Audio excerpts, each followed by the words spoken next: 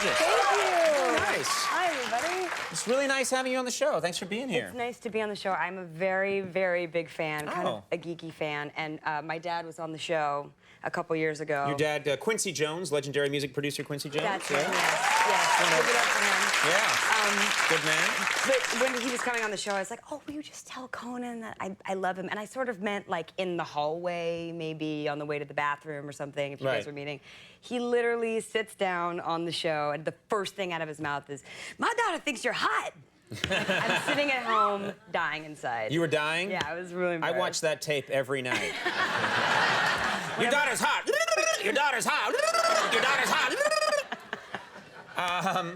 Now, I'm told that we met once before. My producer today said, you guys have met, and I said, I don't think we have, because I would remember if we met, I think. Yeah, you probably wouldn't have remembered this, and I'm actually glad you didn't remember this, but I'm going to bring it up now on national television. I was in Lincoln Center with a friend, and I had had a drink, just one. Okay. And the fact that you're stressing that means something's happening, yeah. And there was no cabs to be found, and you were standing there waiting for a cab. We found a cab, and I freaked out, and I saw you, and I was like, Conan O'Brien, he doesn't have a cab. My friend, get out of the cab, get out of the cab, give Conan our cab, give her our cab.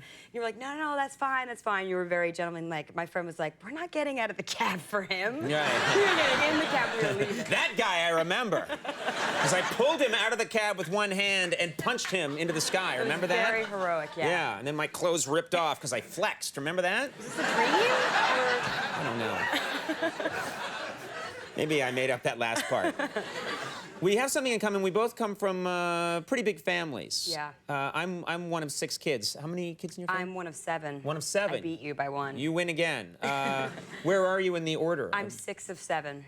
Okay. We range. There's a 40-year range, and it's mainly girls and 1 boy in the middle. Oh my God, a 40-year range. That's incredible. All right. My dad likes to have babies.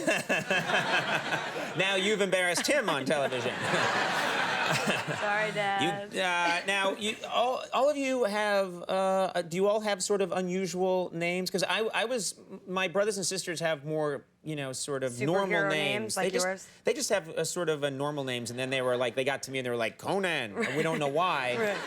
We have a similar thing where there's a progression from European to, like, more African throughout the years. Like, my oldest sister's name is Jolie, which is very French and European, and then it goes down the line. Martina, and my brother's named after my dad, and Rachel, and then my sister's name is Kirata, which is Swahili. Right. And my name is Rashida, which is North African Arabic. My little sister's name is Kenya. So we always have a joke that if my dad has another kid, they're probably just going to be like, mwah, mwah. deeply ethnic. I almost went with that with my son. Have you met my new brother, the continent of Africa? Yeah.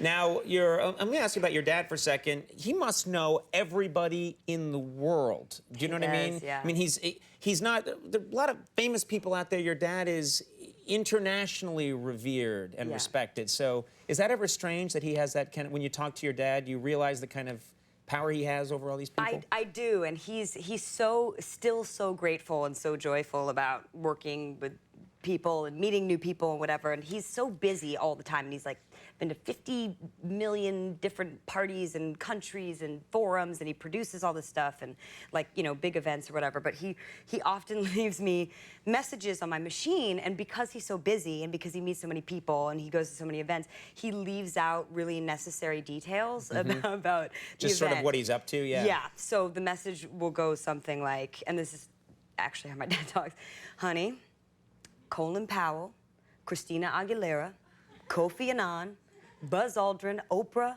the cast of Stomp, holding hands, singing We Are the World. Baby, isn't that hot?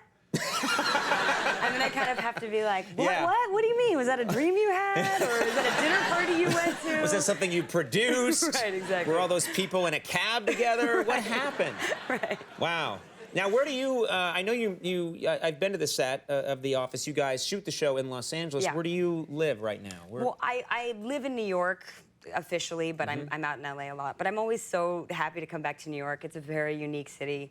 The other day, actually, I was in a cab, and I was with a friend, and we were heading uptown. It was like a beautiful New York night, and all the Christmas lights were out, and there was jazz on the radio in the cab, and we stopped at a stoplight, and the cab driver pulled out like a little mini mandolin and just started like jamming on the mandolin, like riffing. Yeah. And of course, naturally, I started scatting, and my friend pulled out the bongos, and we're gonna tour in the spring. Yeah, yeah.